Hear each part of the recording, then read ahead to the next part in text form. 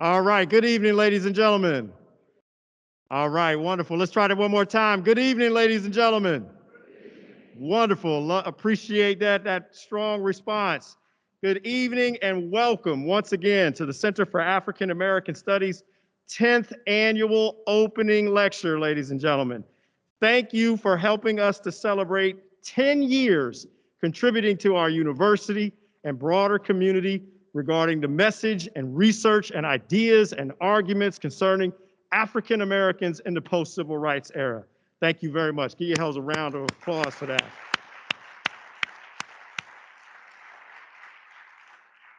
There are a lot of good people in the house tonight. I'm not going to mention specific names, but I know our local NAACP is in the building here tonight.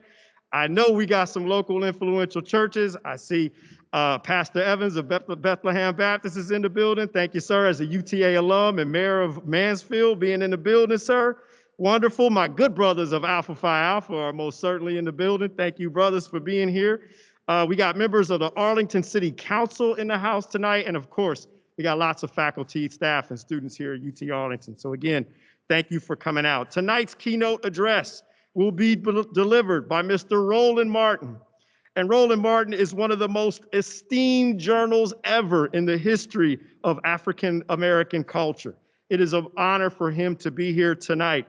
Before introducing him, I'd like to make a few quick announcements. First and foremost, Roland Martin would not be here tonight without the generous support of the School of Social Work. The School of Social Work has strongly supported us. Thank you, thank you. The School of Social Work has strongly supported the Center for African American Studies since its founding, and this year is no different. In particular, I'd like to thank Dr. Deborah Woody, an Associate Dean in the School of Social Work, in making tonight happen. Deborah, where are you? Where is Deborah? Yes, thank you, thank you. I'd also like to give a big shout out to the Office of Multicultural Affairs. They graciously sponsored the meet and greet that was going to happen beforehand, but it'll happen afterwards, ladies and gentlemen. Roland is going to hang around a little bit longer tonight. For that in particular, I want to give a big special thank you to the soon-to-be Dr. Ray Johnson. Ray, where you at, my man? Ray? He's probably running around somewhere. There he is. All right. Running around in the back. Ray has been a wonderful, strong supporter of the Center for African American Studies as well, and Multicultural Affairs as well. I see you back there, Melanie Johnson, for sure. Thank you for your support.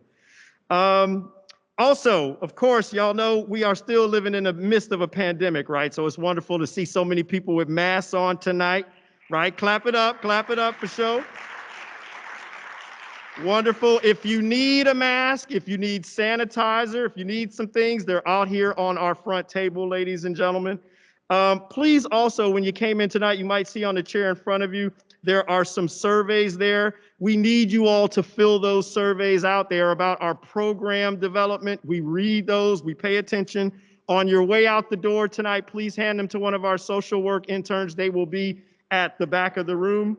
Also, we will have a Q&A tonight. You see the microphones here on the corner. When Roland Martin is finished, you all can feel free to ask some engaging questions to Roland Martin. Finally, students in several classes are here tonight, but students in my Introduction to Sociology class must make sure that they sign their name to the sign-in sheet that is outside. So if you are in my class, make sure you sign that before you leave here tonight. And with no further ado, ladies and gentlemen, let me introduce our keynote speaker for the evening. Over the course of his journalistic career that has seen him interview multiple United States presidents, as well as top athletes and entertainers in Hollywood, Roland S. Martin is a journalist who has always maintained a clear sense of his calling in this world. Martin is the host and managing editor of Roland Martin Unfiltered, the first daily online show that focuses on news and analysis of politics, entertainment, sports, and culture from a distinctly African-American perspective. From 2008 until its final sign-off, Roland Martin was a senior analyst for the Tom Joyner Morning Show, where his twice-a-week segment was heard by millions of listeners across the United States of America, over 100 stations. He is the author of 3 books, including Listening to the Spirit, Speak, Brother, and the first, President Barack Obama's Road to the White House, as originally reported by Roland S. Martin.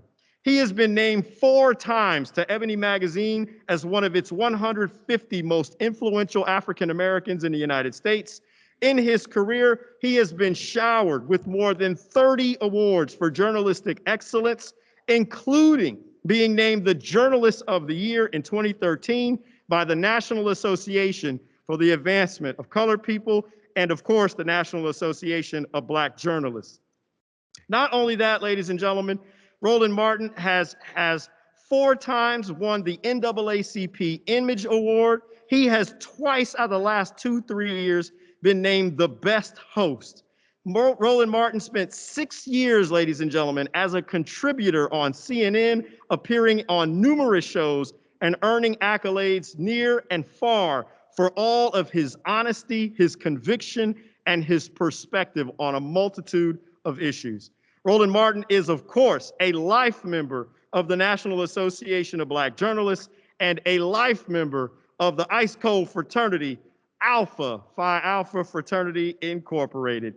He is also a native Texan and lives in Washington, D.C. with his lovely wife, Reverend Jackie Hood Martin. With no further ado, I welcome Roland Martin to the stage, ladies and gentlemen.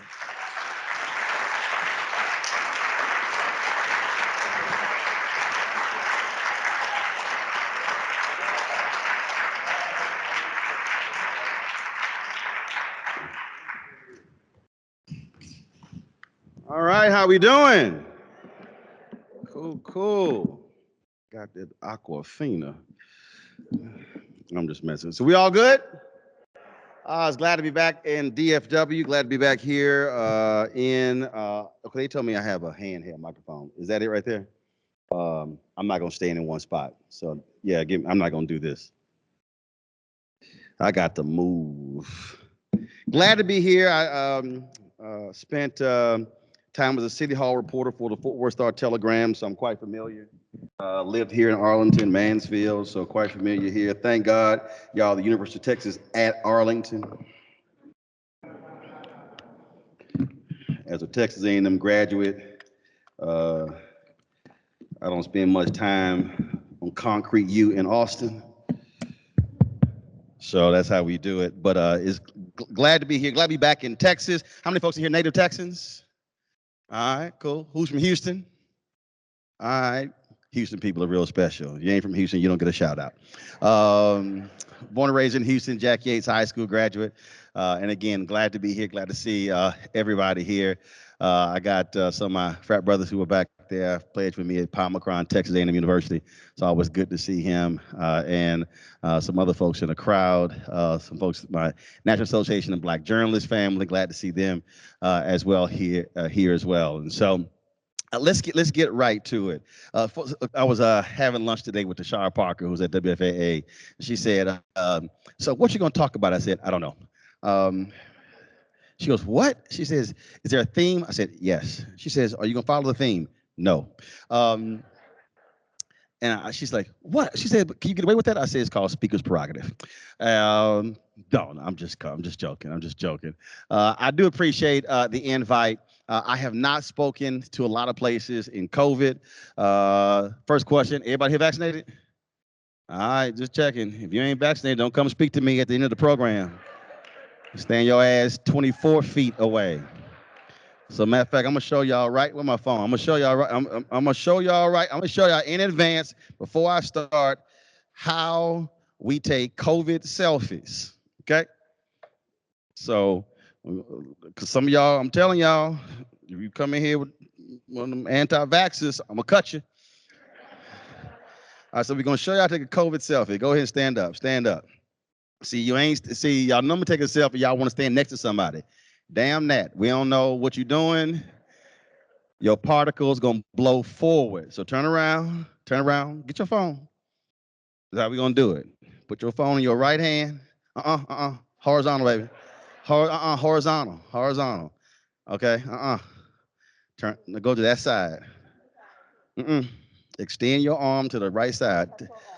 You gotta extend your arm to the other right. Extend your arm.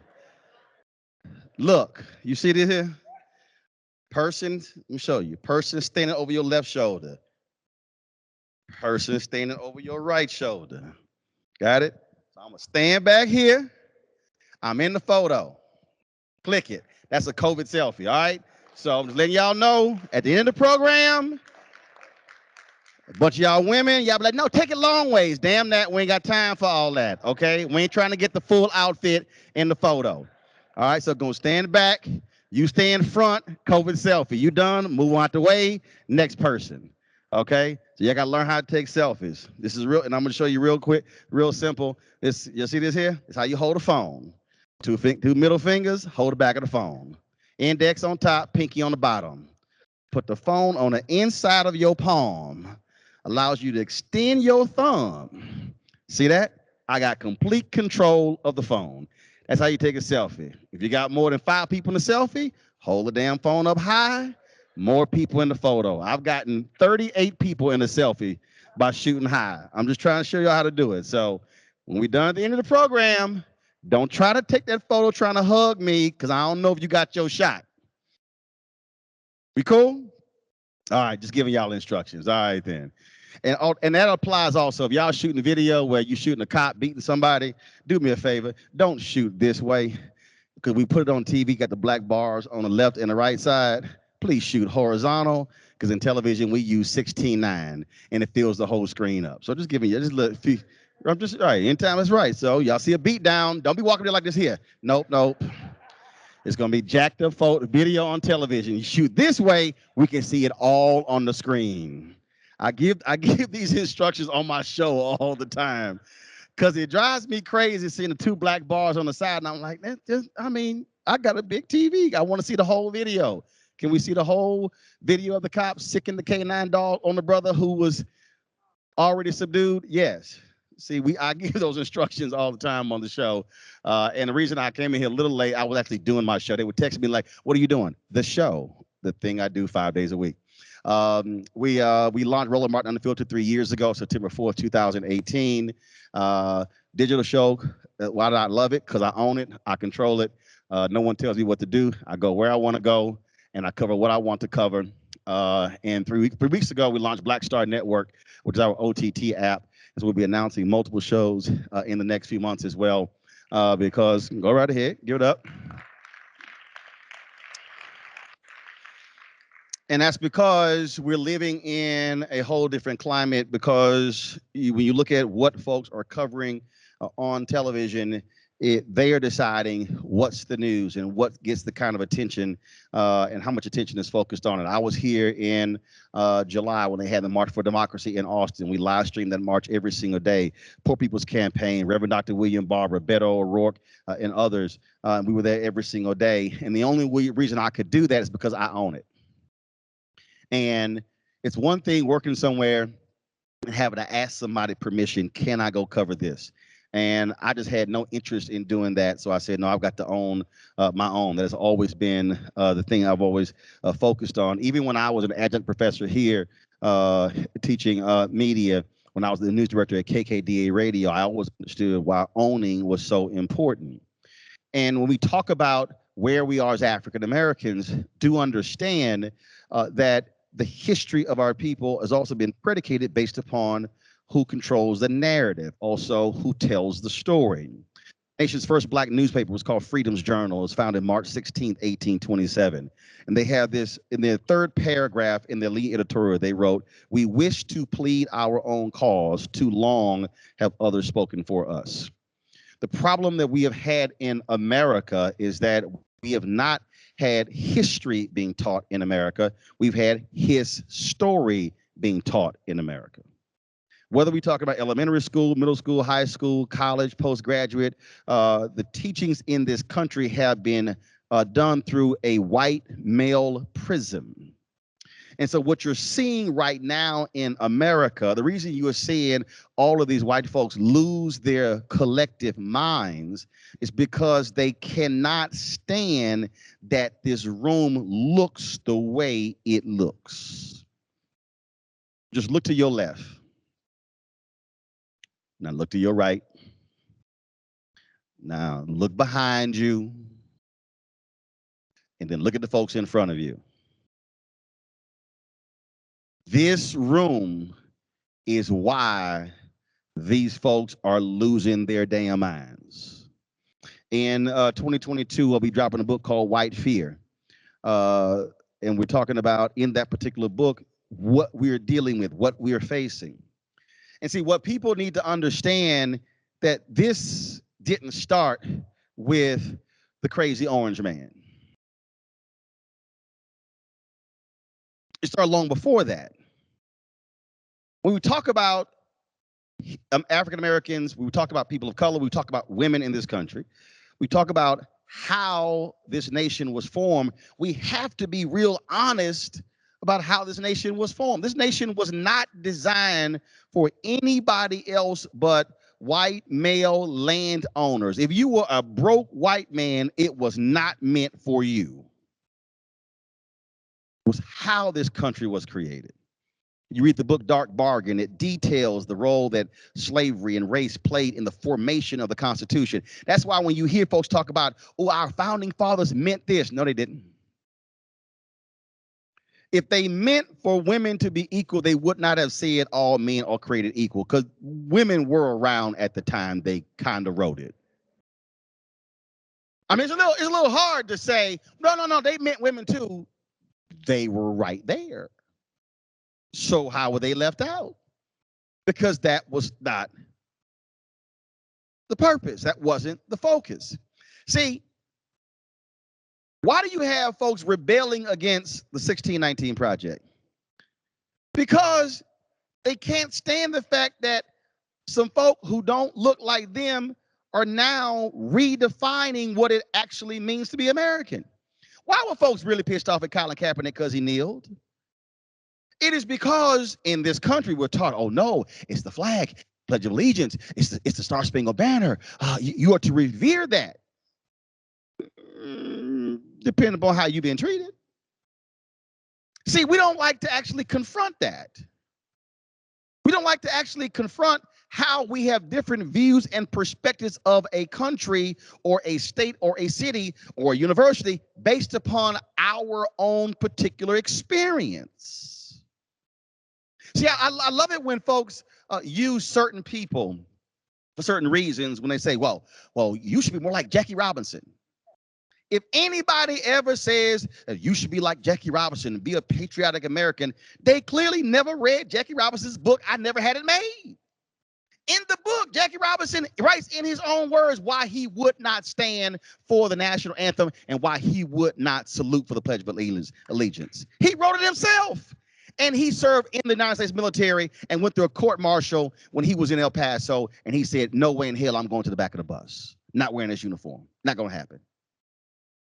That's the same Jackie Robinson.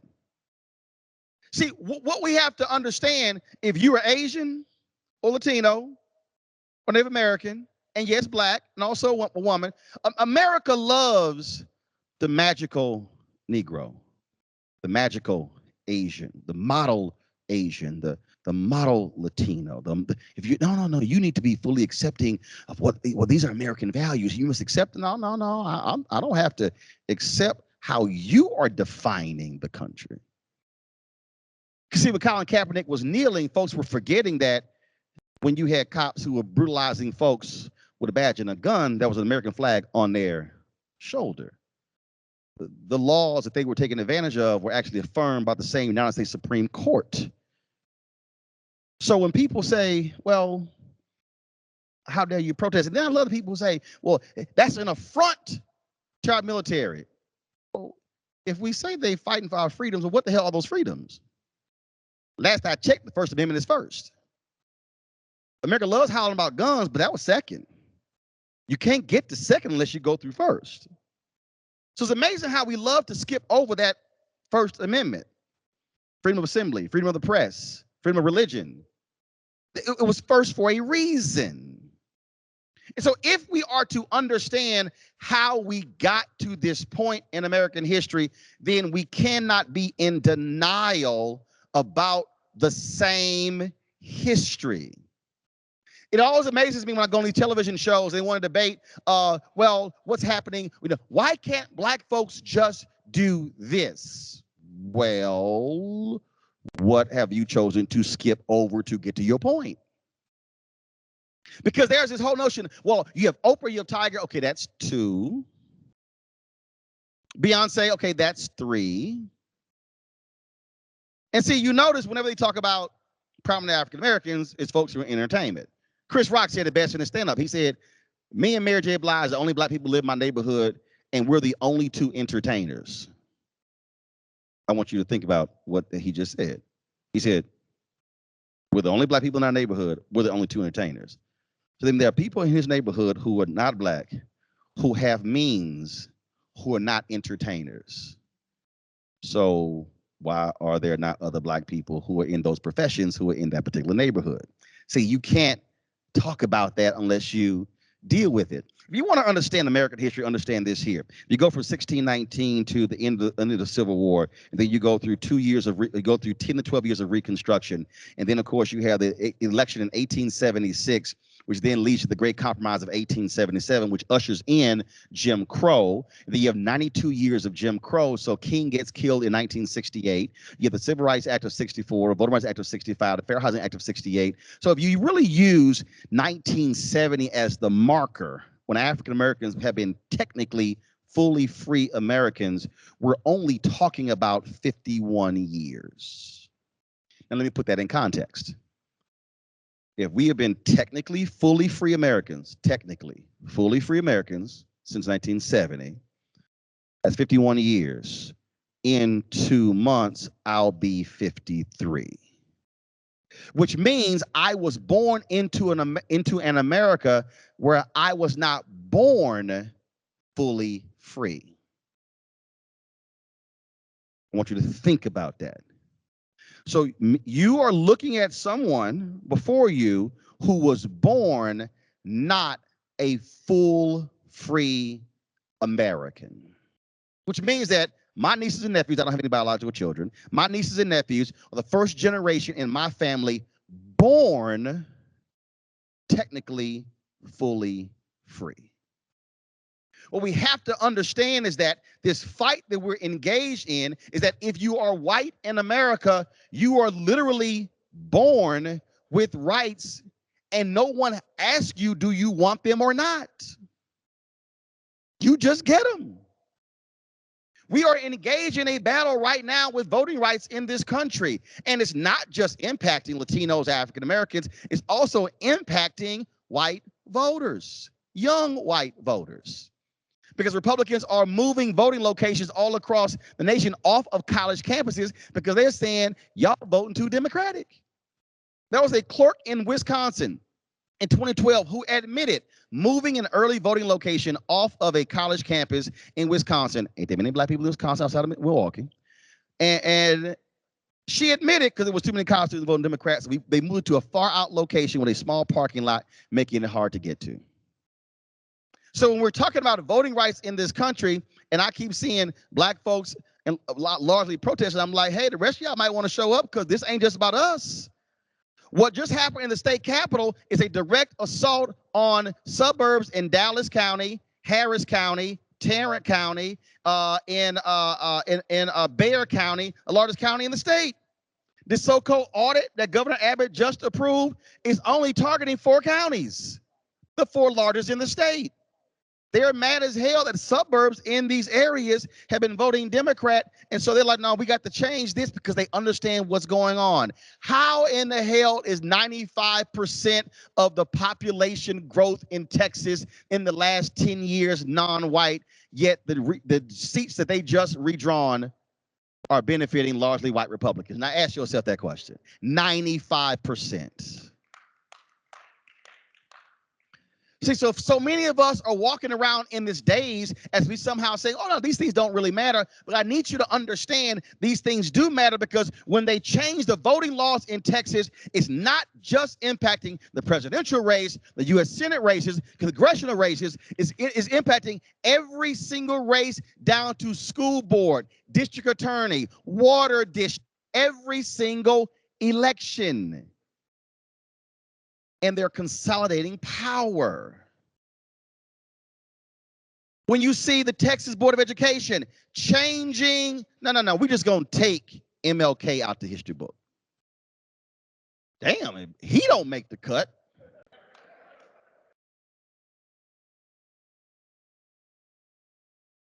Think about that. That is by design. And so we have too many people who are walking around going, man, that's not really my fight. Actually, it is your fight. Because if you are a person of conscience, not person of color, a person of conscience, then you should actually give a damn and say, wait a minute, that's me.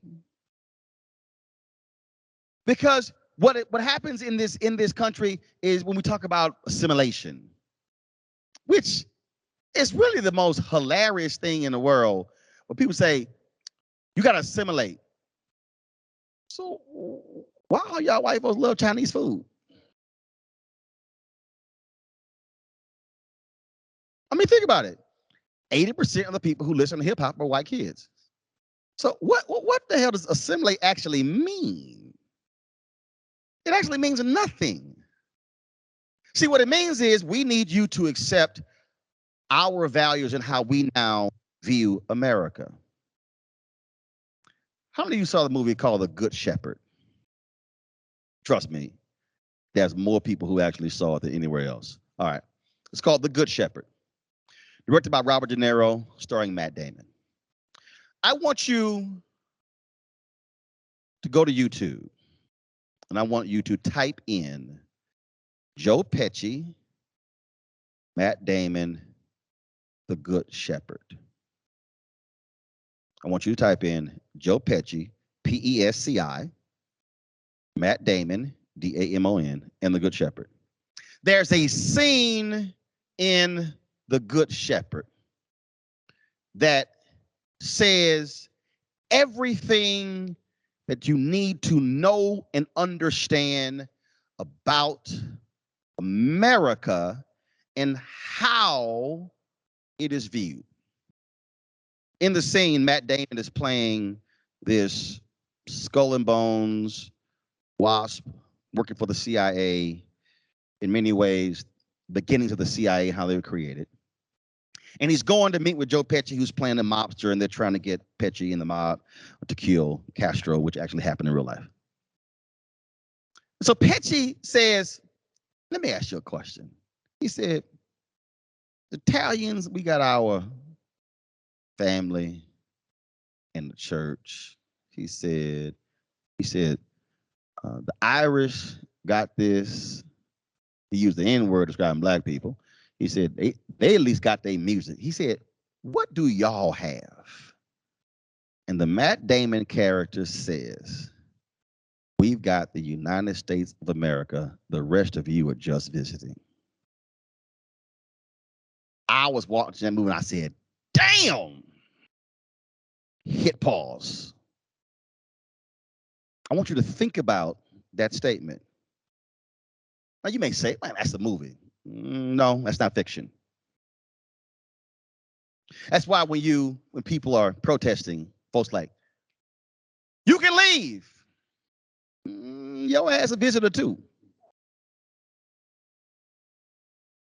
Just saying. The only people who can really say this ours, Native Americans. I'm just saying. Go back to where you came from. I didn't choose to leave. And what does that even mean? What they're saying is, how dare you complain about anything in this country, because isn't this the greatest nation in the world? Isn't this the only nation that God has blessed? That's literally out the mentality. I've been on television. They're like, Roland, I know you're criticizing this, but can you say anything good about America? I'm going, damn, you that needy? Just watch Fox News 10 minutes. I mean, I know it will literally hurt your brain to watch for 10 minutes. Trust me. And I did Bill O'Reilly's show several times, and that was a trip because Bill O'Reilly never raised his voice at me. I think he looked at the camera like, I'm gonna leave this one alone. because him different. See, there's a reason Tucker and Laura and Sean will not call me. In fact, I had some friends who were trying to get me to debate Sean Hannity for the longest. They were literally like, no, you need to have him on. And so Sean Hannity had this ridiculous so-called debate with Al Sharpton in New York at Sharpton's conference. And so I showed up. And so I was standing off to the side. And so he came off. And someone's like, yeah, Sean, you wish you had Roland on. He's like, oh, well, he starts stuttering. See, when they start stuttering, it's sort of like you come home and your parents like, where you been? You're lying. Sean starts stuttering, and you can't you can't come on my show, because you're at CNN. I said, but I can do your radio show. He's like, damn, he's too smart. Wouldn't call. Neil Bortz, conservative radio talk show, was dogging me one day on the air. Somebody hit me that said, Neil Bortz is dogging you. So I called his ass. Then I tweeted him. I was like, Neil, I heard you talking about me. What? I said, you know what? I'm not going to be on the phone. I will fly to Atlanta and sit across from you in the studio. Punk ass never called. And Neil actually went to Texas A&M. He didn't graduate. So I happened to go to a football game, and the president had this luncheon. They would have this big luncheon, so they invited us, and we were all sitting there. And they were like, "Oh, Roland's Neil Bortz." I was like, "Oh, it's Neil." I was, he was like, "Well, Roland, how you doing?" I was like, "I'm fine." You gonna call brother? Oh yeah, he was. I was like, I said, "Come on, you can call me. I am a graduate."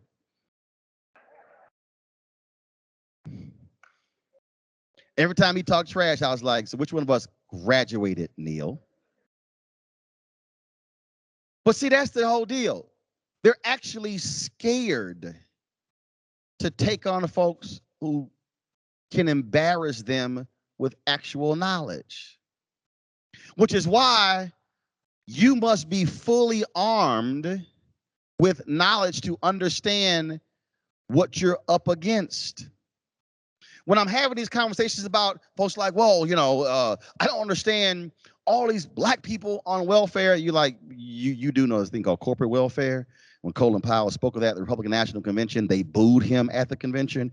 I said, oh, but y'all don't want to talk about that. I said, I'm sorry, you want to talk about the subsidies that Iowa farmers get not to farm? I said, that's federal money as well.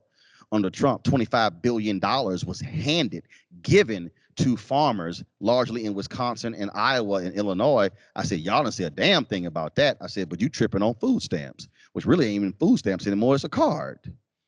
I said, how is it in the nation where we are throwing away more food every single day, you're complaining about people who can't even eat? I said, how can you be pro-life in this country, but then you don't give a damn about the people who are dying of starvation, but you pro-life?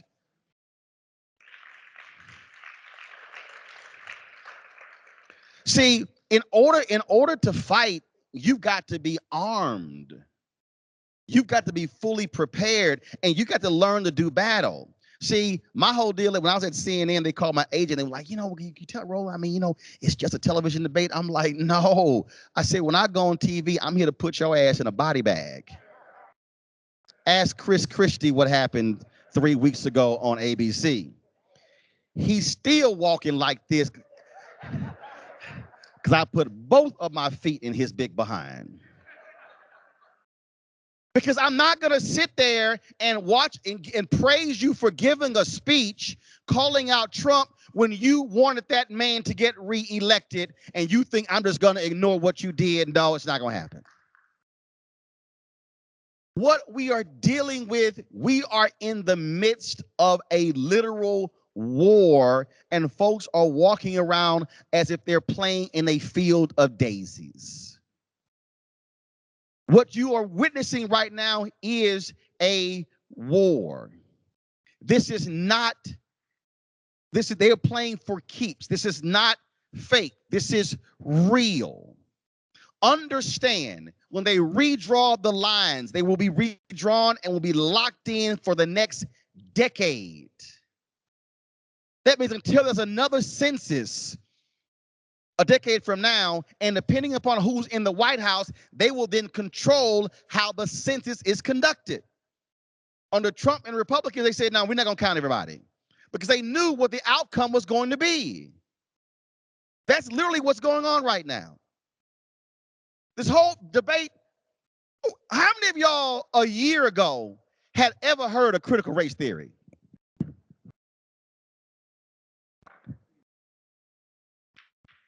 Three people. How many of y'all right now have heard of critical race theory? Do y'all want to know what happened? How that happened? Why it happened? Because they said we need something that's going to excite and incite white voters. They are all, that's why now the whole attack on woke, everything, oh, woke this, woke that. Hell, they trashed woke so much you didn't want to use woke because they just destroyed it. But it was by design. And Christopher Rufo, one of the folks who lead it, said, we want, anytime diversity comes up, DEI, equity, inclusion to come up, we want them to think critical race theory. You got nutcases showing up at school board meetings. I mean, the superintendents go saying, we don't teach critical race theory. 200 speakers talk about stop teaching critical race theory. They're like, we don't teach it. Understand what they're actually trying to do. They literally want anything that deals with diversity and race and education not to be taught. Stop it, cut it out. Pass the bill in Oklahoma, passing bills in Texas. That is the game here. And so it's to group anything under that banner to completely shut it down. Oh, y'all should stop teaching white kids to hate themselves. What they define as teaching white kids to hate themselves is teaching actual history. Not teaching somebody to hate themselves. It's what's factual. This happened. I'm not about to debate a traitor like Robert E. Lee, who was a loser, who lost, who was a notorious slave owner. Oh, you want me to treat him like a hero? Hell no. Well, no, why can't you just accept these symbols? No, not gonna happen. It's not gonna happen.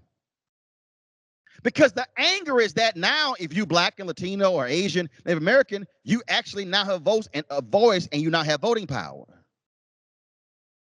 And see, when we talk about these whole things, I mean, do understand that they're like, oh, you're attacking all white people. Did y'all see the hearing the other day on Capitol Hill, where one of the dumbest senators in America, Ted Cruz, was questioning this lawyer, and he goes, so are you saying that voter ID in Texas is racist? Then he goes, she answers, and then he goes, so you're saying the whole state of Texas is racist? It's like, no, I didn't say that. And it's like, dude, we know the cute game that you playing. But it was stupid. And she was like, no, it was only 5 courts that actually said that was racial discriminatory intent when you passed the voter ID law, and there were 5 different federal courts. So yeah, it's not just me. That's real. We have to acknowledge when you talk what laws are being passed and how they are negatively impacting certain people. And see, do understand, if you are not African American sitting in this room, do understand that the very laws that were passed, you are a direct beneficiary of. If you are a non-Black woman, stand up. I'm gonna give you, just stand up, just stand up. I ain't gonna make you like run a lap or something, just stand up. Okay, how many of you, who can tell me what Title IX is? Title IX, no, don't sit down, don't sit down. No, don't sit down, don't sit down. Who can tell me, anybody, what Title IX is? Now, no, I want y'all to stay standing. Yes, go ahead. Nope, not about sexual assault. Title IX. What's your major? Public health. What's your major? Nursing. Nursing. Huh? Damn, a lot of nursing in there. Huh? Social work. Nursing. Nursing. Nursing. Damn, I got a non-nurse. Cool, got it. Pre-med, got it. So just raise your hand. You just stay standing. How many of you want to go to graduate school? Be a dentist, be a doctor, med doctor, all that sort of stuff. Title IX is the reason you're allowed to do so. Title IX has been framed as, oh, that's how we got women's sports. No. Title IX was passed in 72 that opened up the professional schools for women to become doctors, lawyers, engineers, all the professions. That was Title IX. Can somebody tell me where Title IX comes from? Title IX is a provision of the 1964 Civil Rights Act. So if you are a woman, whether you're black, whether you're Native American, white, age, doesn't matter what you are the beneficiary of the work of black folks who got the 1964 Civil Rights Act passed. Take a seat. Y'all can take a seat. I wanted to walk you through that so you can understand what happens when certain groups are able to achieve civil rights gains that don't just benefit them. If you are a let's say, okay, who's from another culture, another language? Let's say you vote for another language, you speak another language, stand up. So another language. Okay, so follow me here.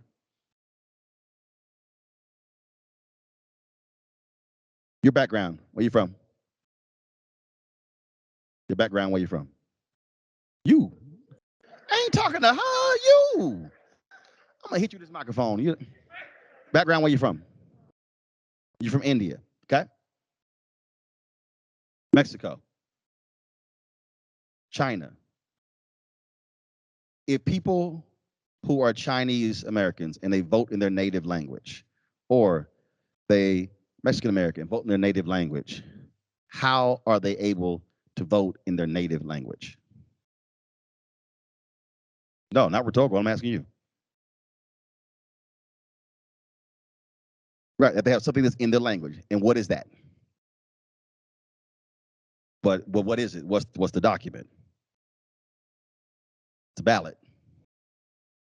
How were they able to get that? Do you know? Who knows? Who knows? Yep. Yep. Which one? Precisely. If you get to vote in your native language, might want to thank black people, 1965 Voting Rights Act.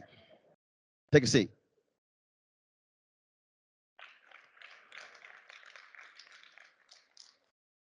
The reason I'm walking you through this is because people are one more, okay. Who in here, who is disabled?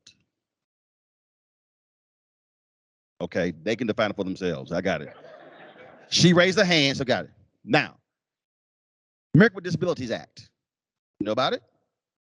You know about a little bit about it. How did that become law? Don't know.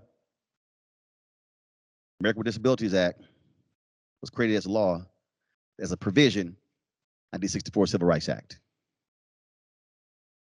If you're seeing changes in buildings and code because of that law passed in 1996, I want to thank black people, because that's the 1964 Civil Rights Act. How many people in here supportive of gay marriage? What was the legal foundation of that Supreme Court decision? No, the legal foundation. That's the case. The legal basis.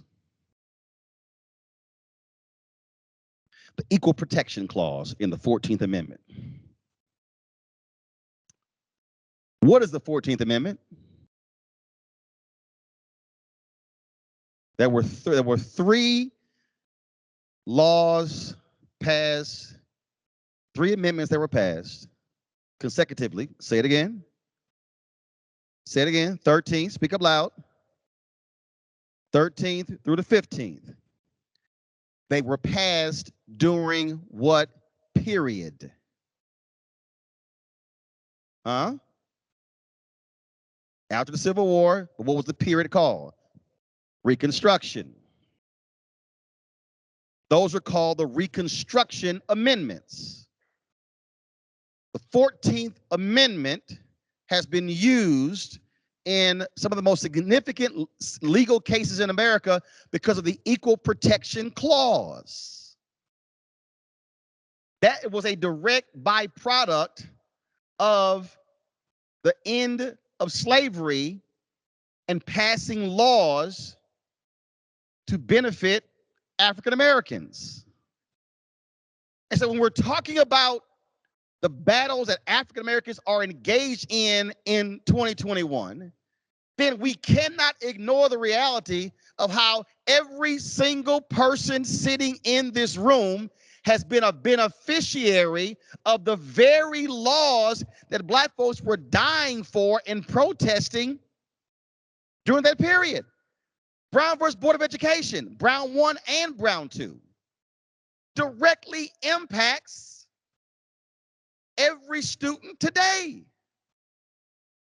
The law wasn't just a Black law, but the legal battle was led by African Americans.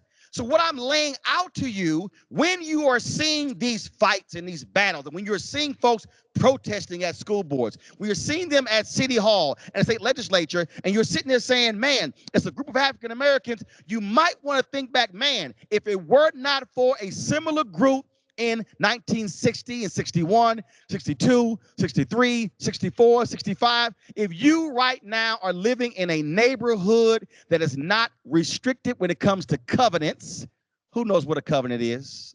Who knows what a racial, give me a non-Black person who knows what a racial, what a covenant, tell me what a covenant is. I'm gonna walk on this side of the aisle. Anybody? In America, there were restrictive covenants that were in real estate deeds that said you cannot sell this house to somebody Black. That was the law. Those covenants were struck down. They were struck down, but they continued until the passage of the 1968 Fair Housing Act.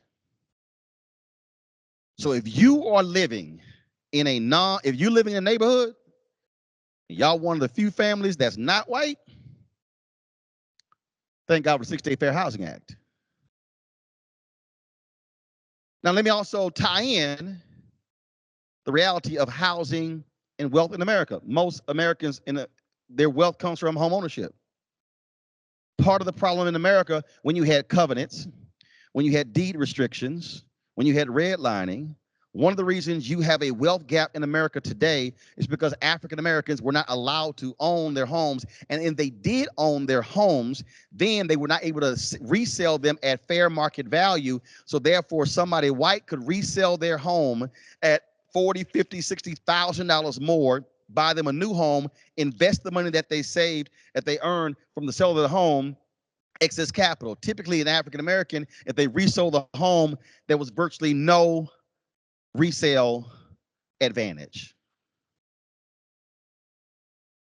So you look at someone today and go, well, I need to understand their economic situation directly tied to covenants, deed restrictions, redlining that we're still fighting today, which is why I use the phrase technically full American. See, because if we were full Americans, you wouldn't need an EEOC. If we were full Americans, you wouldn't need the same type laws. What I'm laying out to you is that the battle that we are seeing right now with African Americans in the United States is nothing more but a part of the continuum of what it means to be black in this country. That's what this means. Frederick Douglass said, power concedes nothing without a demand, never have, never will. He then gave this admonition before he died, agitate, agitate, agitate. I was talking to Tim Madigan. Tim and I worked together at the Fort Worth Star-Telegram. Tim is a brilliant writer. And Tim, born and raised in, he said, I think I said Tim was in Iowa. It was somewhere else with a whole bunch of white people. Because that's what he told me. Yeah, we did an interview, and I forgot. He hit me up. He said, I wasn't born in Iowa. He said, but thanks for the shout out. So I'll find the email to figure out where it was Minnesota. One of them places where ain't that many of us. I know Prince was there, but that was it. So Tim said he grew up, he said, look, I didn't see black people. Because what we have to understand is that the reality is most of us are still living in racially segregated neighborhoods. See, when I say look at this room, this is actually what is called a voluntary situation, meaning you had no control over who else showed up in this room. But I want y'all to do something for the next week. I want you to I want you to write down every day. Who did I eat breakfast with today, lunch with today, and dinner with? We have a lot of people who say, oh, we're culturally diverse. I've got friends of all races and creeds. Who you invite to your house? Who your parents invite to your house? And I'm not just talking to non-black people. Black people largely talk to black people. See, we are actually lying to ourselves in this country about how wonderful and racially dynamic we are and how, oh my God, we just all get along. Stop lying. Because if people actually assess their lives and start asking, who do I actually spend time with? I had a young lady, I was at a National Association of Black Journalists conference, and there was a young lady, she came up to me and she says, I got to talk to you. She said, I always hear you talking about how you enjoy Texas A&M. And she said, but I got some problems, I was like, okay, what's the issue? She said, how do you deal with it? You go into Sabisa, a cafeteria, and you walk in and it's a group of white students and they're eating together. And I was like, sit down.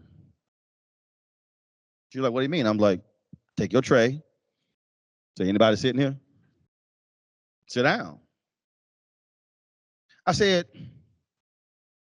so you want white students to do what you don't want to do.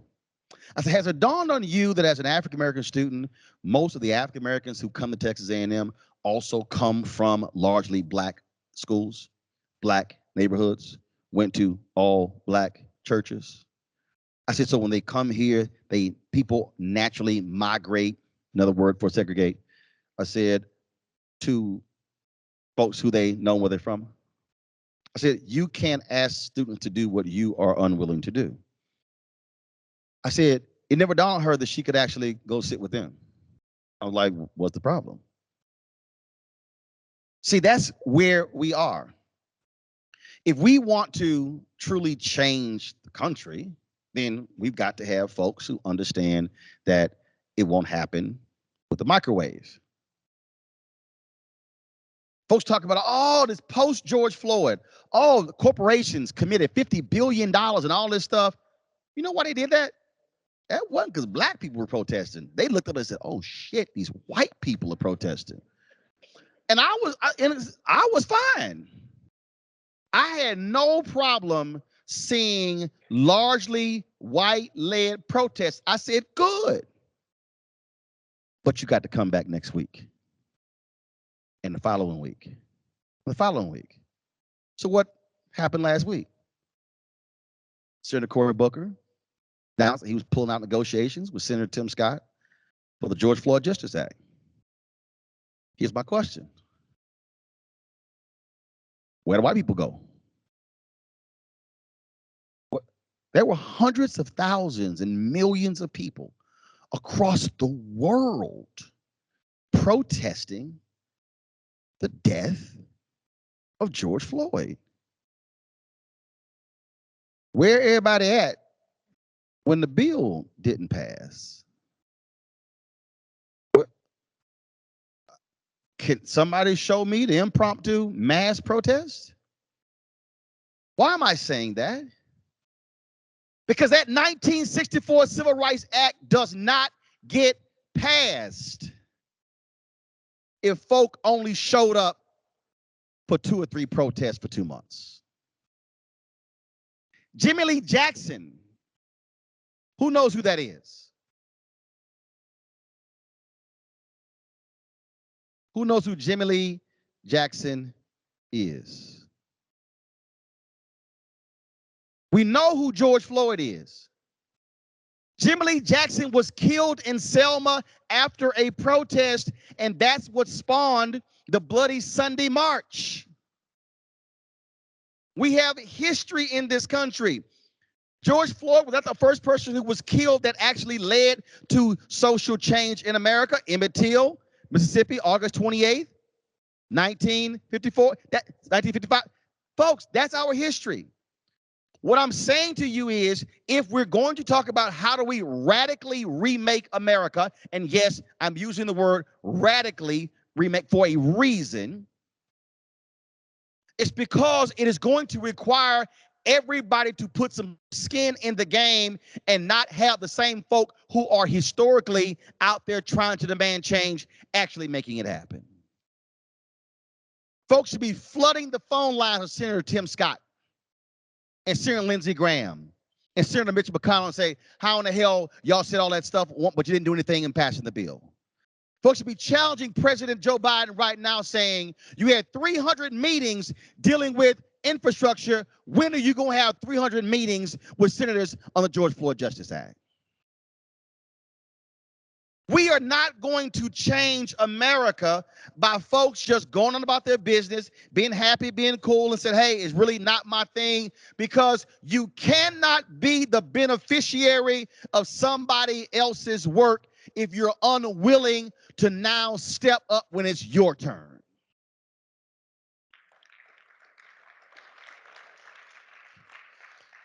When we took action with the National Association of Black Journalists against Jeff Zucker at CNN, because they had no black executive producers, no black vice presidents, no black senior vice presidents, no black executive vice presidents, no black direct reports, we said, oh, no, hell no, that's not going to happen. Not when you used to have folks in those jobs. And so we began to mobilize folks, and I called Bernard Shaw. Bernard Shaw was the main anchor for CNN, legendary anchor for CNN. And I said, Bernie, you gave a speech at our convention in Las Vegas years ago, and I want to use that clip. Bernie said this to me, Roland: every generation has its turn.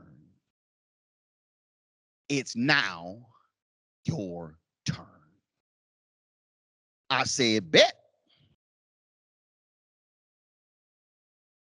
And I know some of you are sitting here looking at me right now saying, man, but you don't understand. I'm a college student. I'm a first time graduate in my family. I'm trying to get paid. Write this down. Polaroid revolutionary workers. Write it or type it. I want you to go look that up.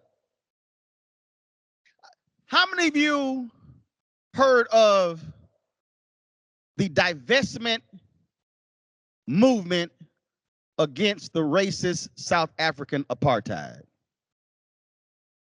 Okay, y'all killed me with history. Okay.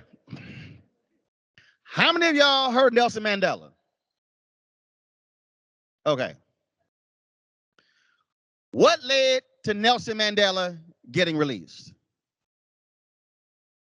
It was the international campaign against the racist regime in South Africa that was led by the divestment effort.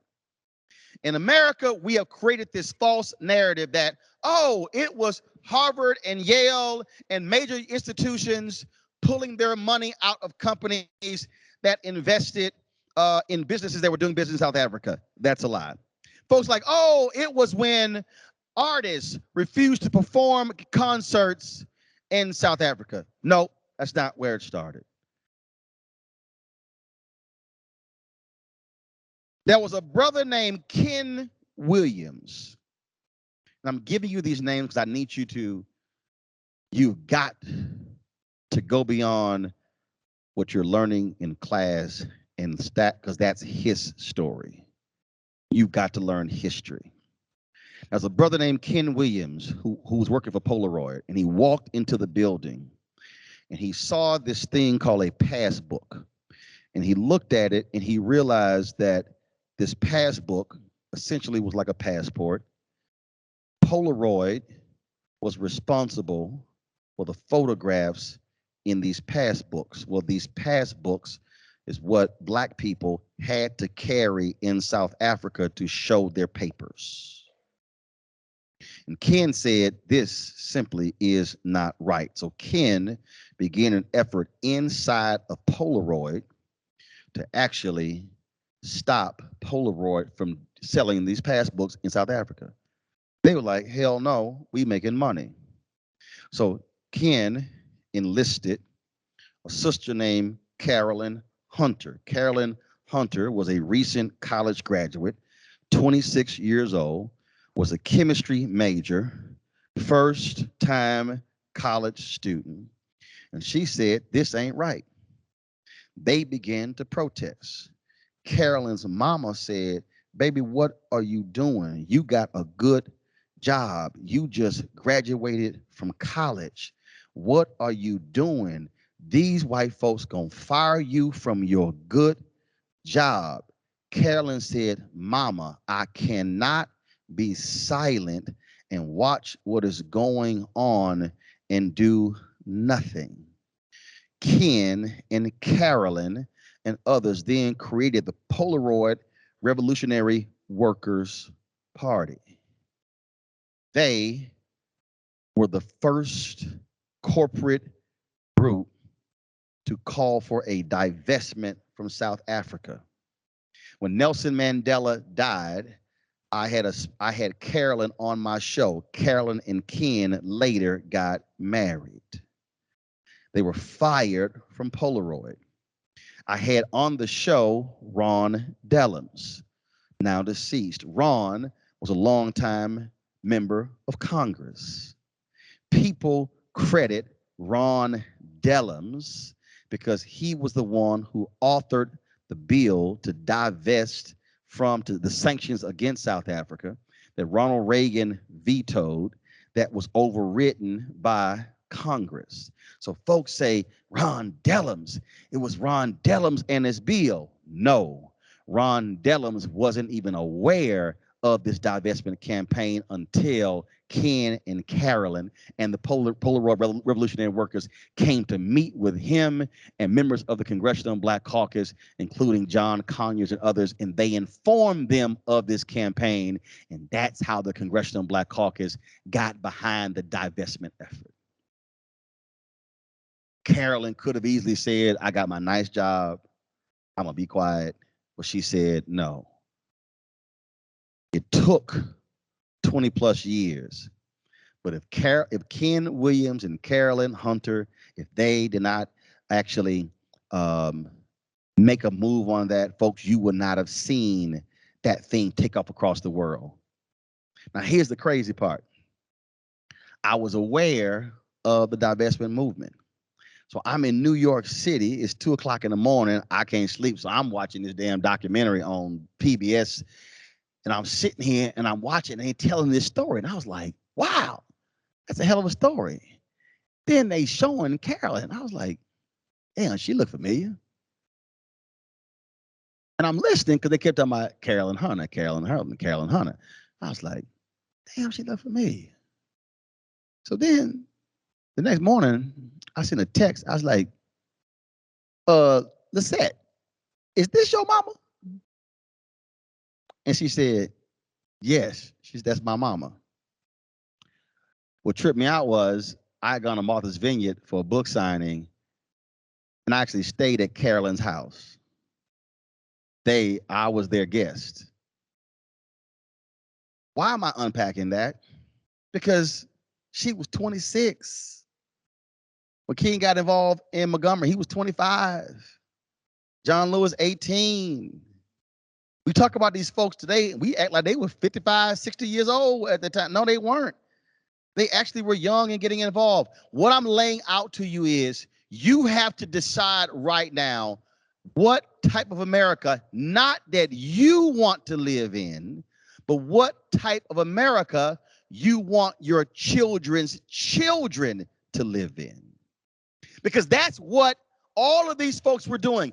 Many of them knew they were never going to be beneficiaries of their fights, but they said somebody is going to benefit it down the road, and it may not be me, but it's going to be my children or my children's children. So what I'm saying to you is this was not about, oh, what the condition of African Americans in 2021. No, this was about speaking to what is the condition of America in 2021, and what do we want this country to look like and be about. What we have to understand right now, we have a vicious assault on democracy that we have never seen to this extent, and how it is being weaponized by one party. These audits that are being called for, all these different things, the changing of voting laws, they are a direct result of how black folks and other people of color and young white folks voted in 2008, 2012, 2016, and 2020.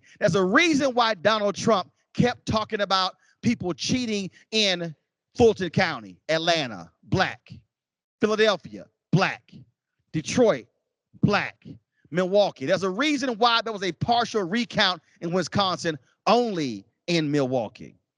And so when you saw January 6th, what you saw, somebody asked me, I was interviewed, they kept saying, Roland, oh my God, all the new people, they were like, January 6th, what was going through your mind when it happened?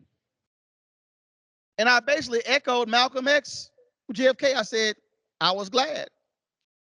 And my publicist was like, Roland, you can't say that. I'm like, first of all, I can, because I pay you. You can't tell me what the hell to say. See, she was like, no, Roland, you shouldn't say that. I was like, no. I said, I was glad. Because now everybody now gets to see what the hell we've been trying to tell y'all about these crazy deranged folk in this country who will follow this crazy man and try to overthrow the government. And they so-called about Blue Lives Matter, they said, damn the cops that day. What that showed you is what we're dealing with. The very people who you saw trying to storm the U.S. Capitol are the very people who are wearing robes who are judges. There were cops, members of the U.S. Armed Forces in that group. There were CEOs in that group. There were state legislators in that group. What I'm trying to get you to understand is that what we are seeing is an attack on this nation becoming a nation more majority people of color. By 2043, 53% of America will be non-white, 47% will be white. That's what you are seeing. You are seeing that level of attack. And I need you to understand they do not play by any set of rules. Their rule is called power. You either have it or you don't. You either use it or you lose it. And I don't know what in the hell these Democrats in D.C. are doing by playing games, because I can guarantee you, if the script was flipped, they will use that power as best that they can. And so what I need us to understand, every person sitting in here is going to have to make an individual decision, and that is, are you willing to say, I can't be bothered with all this stuff? And if you do, you're going to look up one day and you're going to say, what the hell happened? And the answer is, you chose to stay silent. And if you stay silent, don't say a damn thing when this thing flips, because you can only blame yourself. We must be thinking the same way those SNCC workers. Who knows what SNCC is? Okay. Everybody back here who not black. I'm gonna need you, write this down. SNCC, SNCC. Student, y'all are not writing or typing, and I know you're not remembering or are you recording what I'm saying. Yes, I'm giving you homework, but I'm giving you for a reason, because what I'm laying out to you is the foundation of how you're even sitting in this room. SNCC, Student Nonviolent Coordinating Committee, founded Shaw University, 1960. I want you to look up Ella Baker. Barbara Ransby has an amazing book on Ella Baker. Ella Baker is one of the greatest organizers you ain't never heard of. I mean, absolutely flat out amazing. I want you to go to YouTube and look at the interview that I did with Dr. James Lawson. How many of you saw John Lewis's funeral? Y'all might remember Obama's eulogy. The real eulogy was the one Jim Lawson gave. Who was Jim Lawson? Write down James Lawson. That's what he goes by. He was the founder of the Nashville movement. Who taught those SCLC and SNCC workers? James Lawson. Who was the man who called MLK to come to Memphis to stand with the sanitation workers? It was James Lawson. Still living in Los Angeles. Go watch the interview that I did with him. It was unbelievable. Fred Gray, still living, 91 years old, was the attorney for Rosa Parks. He was the co-founder and the co-creator of the Montgomery Improvement Association. You have to get the Black Star Network app. That's the only place I have the interview. I didn't put it anywhere else. Watch the interview. What I'm laying out to you is, why is this important? Because when you listen to Jim Lawson talk about what they did, you're now understanding how we got to this point. Those were young people. This man was so anti-war because he was a seminary student.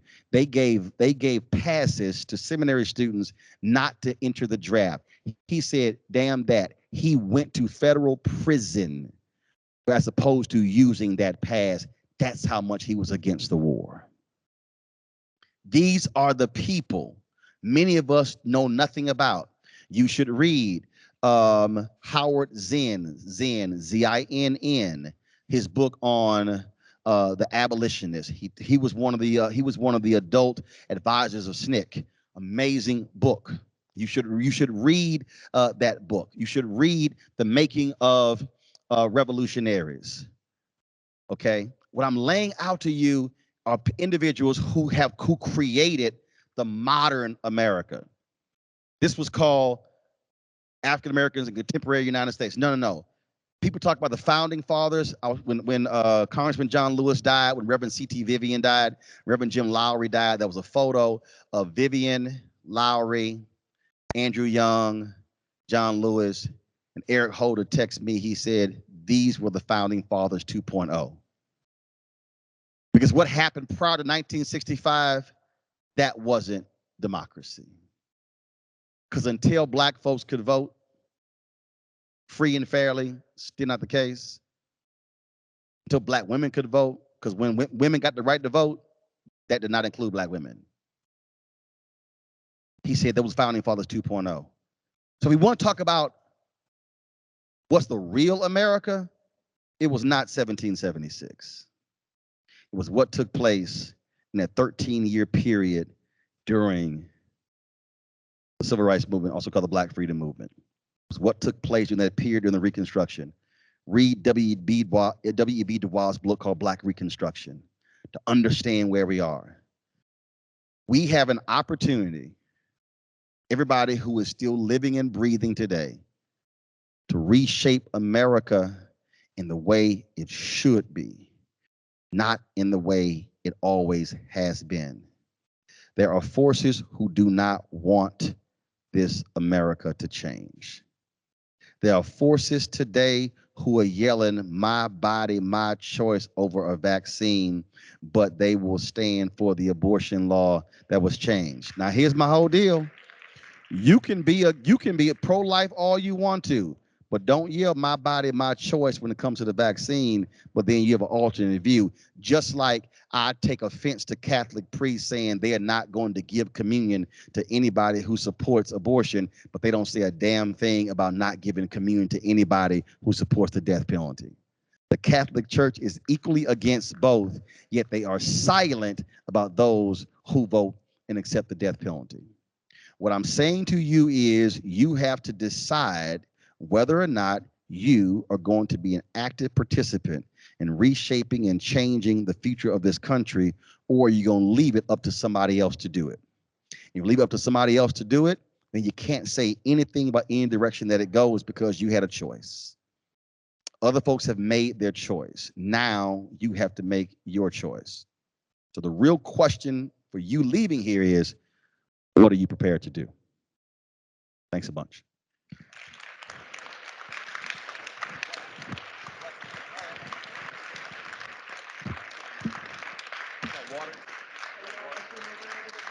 Another one.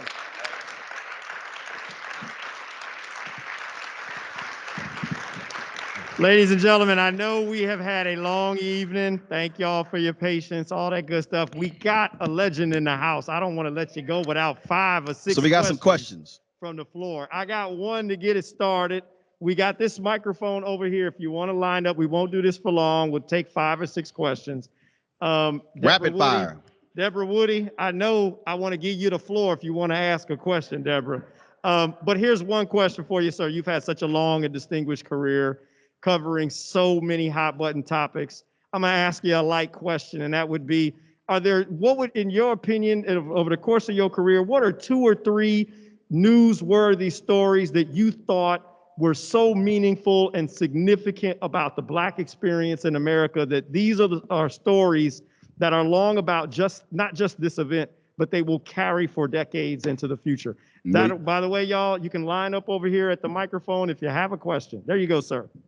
Million Man March. Unbelievable day and moment. And I said this directly to Minister Farrakhan. They squandered it. You had 1 million folks who gathered on that day. You had 400,000+ at the 10th anniversary, 200,000 at the 20th anniversary, and that probably was just unbelievable in that they wasted that level of energy. You might ask what I'm talking about. I don't believe in just gathering and then you don't use it for a purpose. You're not doing data collection. You're not driving people. Gathering just for the sake of it, to me, you got to do something with it. Things did happen out of that, but that was sort of driven by different factions, but it could have taken hold in a unique way. I'd say the dedication of the MLK Memorial 10 years ago, next month, October 21st, is going to be the 10th anniversary. The MLK Memorial in Washington, D.C., and this happens every MLK, and I really hope when you do this on this campus, do not make any of your MLK celebrations solely about MLK. Go listen to the speech that he gave when he accepted the Nobel Peace Prize in 1964. He accepted the Peace Prize on behalf of the movement, not himself. So that statue, he is symbolic. He is a representation of the movement. And so the problem in America, we have turned MLK into a civil rights mascot. He is a civil rights bobblehead. We pull him out, we quote him, but we don't read a damn speech other than 2 that he gave. If you want to understand the power of MLK, truly go listen to that speech he gave at Mason Temple, April 3rd, 1968. Read his book, Chaos or Community, Where Do We Go From Here? I will say, I guarantee you, I've sold more copies of this book than all the King children combined, because I've talked about this book everywhere I've gone. I guarantee you. But of the 1,000+ books that are in my library, that book is in one of the top 3. And the third one, if you're talking about obviously for African Americans in history, it was being at the center on CNN of the 2008 election for the election of President Obama. That was it. And it was interesting because people were like, "Oh my God, dude!" And when you start crying on television, I start crying. But I'll explain to people, The tears that I had that election night had nothing to do with Obama getting reelected. It actually was when Wolf Blitzer, when we had that huge graphic, President-elect Barack Obama, and I said it that night, my first thought wasn't him, wasn't his wife, wasn't his children. It were the black soldiers who were lynched in their uniforms. That was the first thought I had when he got elected. And that's actually what caused me to shed tears on election night when I thought about that image of black men in their uniforms who were lynched, of Medgar Evers, who was assassinated in his driveway, a U.S. Army veteran. I thought about the black people who fought for America when America never loved them back. That's what I thought about. Question. Hi, I have kind of a two-part question. First of all, given where we are right now with the George Floyd Act and the John Lewis Act, do you see a pathway forward for them to get passed by 2024? For 2024, the only way it gets passed is if hundreds of thousands of people exert a significant amount of pressure on President Joe Biden, Vice President Kamala Harris, and if wherever Kristen Sinema goes, she is met with protesters, wherever Joe Manchin goes, wherever Dianne Feinstein goes, wherever Mark Warner goes. There are more than 2 Democrats who don't want to end the filibuster. They've got to feel heat, constant heat. LBJ, they were like, damn, here come MLK and those guys. It was constant. It was relentless. And I think the problem is people, again, said, all right, we protested for a few months. Oh, okay, we can go back to business as usual. No, that's the only way it happens. Biden and the Democrats must feel that level of heat. Republicans ain't gonna do shit. Okay. And assuming that neither are passed by 2024, as Black people, what should we do with the Democratic Party at large and Joe Biden? Well, first of all, you skip in 2022. You go in 2024, you can't skip the midterm elections. And so that's the question that I've actually posed to Jamie Harrison, head of the brother who has the DNC. I've said that to the White House as well. And I said, let me be clear, y'all gonna have a problem. I said, do understand, you're not gonna be able to come back to Black folks saying, oh, go out and vote in record numbers again during a pandemic to give us more power when you didn't do shit with the power we gave you. I said, you're going to have a problem. And not just Black folks, it's gonna be young white voters as well. You have to, look, why did white evangelicals support Donald Trump with a serious fervor in 2020? Easy, because he put on those right-wing Supreme Court justices who want to overturn Roe v. Wade. He rewarded them. Now, Trump personally, he pro-choice, but he's an opportunist. Fine, I'll give you your judges. Well, he didn't give a damn about that, but he rewarded them. That's what you do. And so it's called a return on investment. And so what's going to happen is you're going to have disaffected people, and they're going to have to make an argument. And I've said to them, don't look at me. Y'all didn't pass it. And don't look for me try to get creative to make it happen. And you're talking about, you got the U.S. Senate races in Ohio, you've got North Carolina, you've got Wisconsin, you've got Val Demings, Congresswoman Val Demings running in Florida. You've got, it's one more, like there are 5, you got Pennsylvania, that open seat as well. You know, they're gonna have to make an argument. You can't come home empty-handed. It's sort of like, again, married man come home late. Your wife like, I know you brought something back. Don't walk your ass in his house empty-handed, or it's gonna be a problem. They can't walk into the house empty-handed. So we'll see what they do. Thank you. Appreciate it. Hi, Roland. I just want to say I'm a huge fan. I'm kind of starstruck right now, so I'm really excited to see you in person. Glad to see you. So I'm Dr. Webb, Colorism Healing. So I create a lot of online content. You're very active in the digital space. You know, you have a daily digital show, you're on Twitter, all the spaces. And so thinking about our current culture and landscape where social media is just a part of our reality. Online apps, it's all just a part of where we're going, and it's not going away.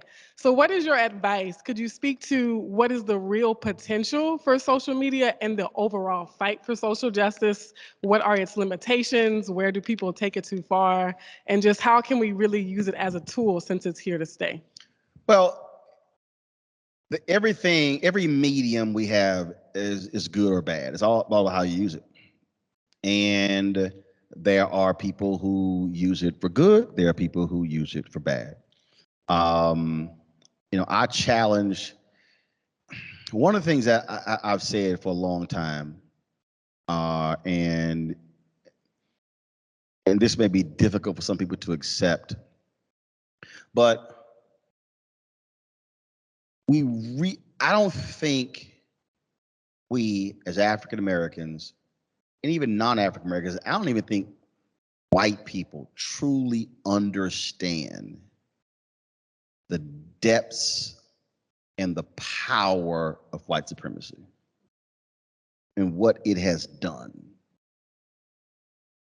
And I need people to understand. See, we throw that phrase around very easily without really understanding the depths. I want you to look up. As I told you, look, I spoke at North Carolina State. I didn't realize during my lecture I had announced 14 different books. They did a whole book thing, a book list on all the books I mentioned, and they sent me the link. I was like, damn, I mentioned 14 different books. But it always just happens.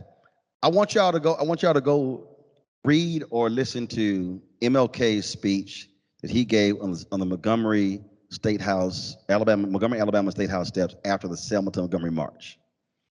And in that speech, he talked about a period after Civil War where poor whites and freed slaves were uniting all across the country, especially North Carolina.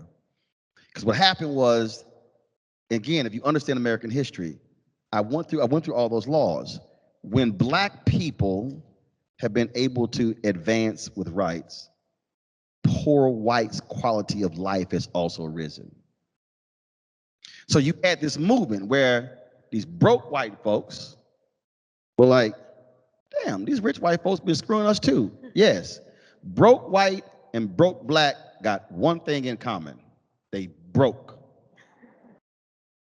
So King talks about, and there was a book he mentioned in this speech, and so what happened was he said the bourbon class, rich plantation owners, said, oh, hell no, we cannot have the broke white people aligning with these freed slaves. No, we can't have that. So he says in his speech that they then began to create a wedge. And in his speech, King says, quoting this book, they used media to drive the wedge. And so what did they do? They used media to put in the minds of these poor whites, they're getting stuff and taking it from you. And that hasn't stopped since. So you have to understand you can't play with this thing. Understand when there's a coup anywhere in the world, the first thing they get control of are the guns. Media is always second. It used to be they took over the newspapers, the radio stations. Now they shut the internet off. It's media. The problem I see is that too many people are playing games with media.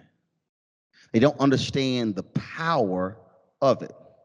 If I post some bullshit and it'll get 3,000 comments, but when I post about $322 billion being spent yearly on advertising and Black-owned media only getting 0.5 to 1% of the 322 billion, it's 14 comments. Bullshit ain't earning us nothing. This fight could lead to Black folks getting billions, no one's commenting. What they don't understand is Instagram and Facebook getting paid off the bullshit. when I'm going after certain companies on social media, they're looking at how many likes, how many comments. If they all of a sudden looked up and on that post when I'm mentioning General Motors or I'm mentioning Pizza Hut or Domino's, and they see 2,000 and 3,000 comments and 20, 30,000 likes, I guarantee you they will be on the phone with my sales team in 24 hours. So it's how we use it, how we weaponize it. What do we post? We all have fun. I post golf videos. I had somebody hit me. They were like, "I don't follow you to hear about your food selections, the music you love, or movies you watch." I said, "I ain't asked your ass to follow me."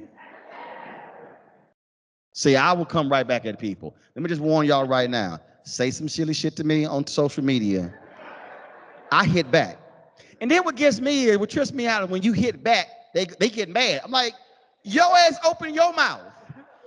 Don't swing at me and then get mad when I knock your ass out because you got 28 followers and I got 3.5 million, and now you embarrassed. I'm like, and I tell them, don't say nothing to me. I ain't the one. I cussed the woman out the other day. She's like, "Oh my God, you're rude." I was like, "No, you ignorant. I don't care." But it's how we use it, and that's the problem. And I warn people, there is absolute power. I've been going at Teddy Riley and Tank over the bullshit they keep posting about the vaccines. I'm like, y'all can sit here. I said, your ass get a headache today, you gonna go take an Advil. You don't know what the hell's in that Advil. All you want to know is, do I get rid of this damn headache? I said, man, we would stop, because I understand when I'm watching and that video the Teddy Riley post has 105,000 views. Yet when I interviewed Dr. Tyson Bell or Ebony Hilton, or I've had more than 150 COVID, and I've had some of the top Black medical experts in the country, and it's 6, 8, 10,000. I understand the power of that 105,000 and what it's doing and what it's cementing in the minds of people. And so I have long said, when I started off about white supremacy, I've said that Black America desperately needs a reprogramming. What I mean by reprogramming, I want people, and I need people to listen to what I'm saying here. So just like social media, your words matter. When people say, well, it is a Black business, what does that mean? You are actually saying it's second class. Do you realize that I had a brother? This actually happened multiple times. It took everything in me not to strangle the shit out of this dude. This is no lie. He said, man, Ro, man, where you gonna get you a show? I said, dude, this is my TV One show. I said, dude, you do know I'm on TV One every day, 5 days a week, 2 hours a day. He said, no. I know you got your TV One show. I mean a real show. I said, I'm sorry, a real show? He said, yeah, I mean like, CNN, MSNBC. What he was saying is on a white network. And I said, brother, let me ask you a question. He said, do you ever watch Brian Williams on the NBC Evening News? He's like, yeah. I said, you ever happen to watch when he's in Washington, D.C.? He said, yeah. I said, do you realize that Brian Williams, when he's in D.C., sits in the exact same chair I sit in? I said, I don't mean the brand. I mean the exact same chair. He's like, I'm not following. I said, well, you may not realize, but we contract out our studio with NBC News Channel in DC. The cameras that are used when Brian Williams is there are the same cameras that I use. The set is the same. The monitors are the same.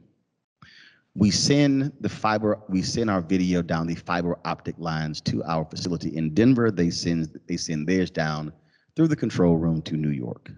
Said it is the exact facility.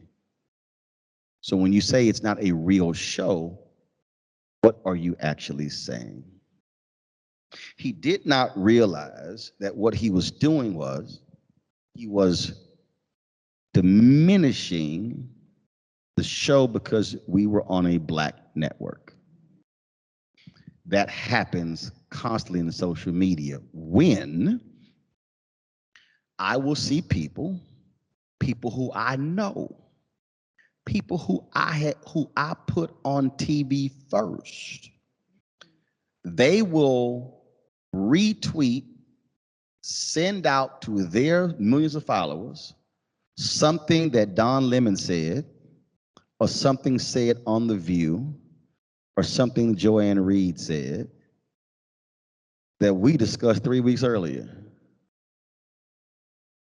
Same thing. So what we have to do is be intentional with how we use social media. What we say, who we support, how we support. Still have fun, but understand that, folks, I'm telling y'all, I just need y'all to, if y'all have never experienced what it's like for somebody to send you an email or a DM and say, what you posted on this day prevented me from taking my life. I have had that experience. I don't play with it because you don't know a given day needs to see that affirmation or whatever you posted. And so that's why it's power in it, is how we use it. Next question.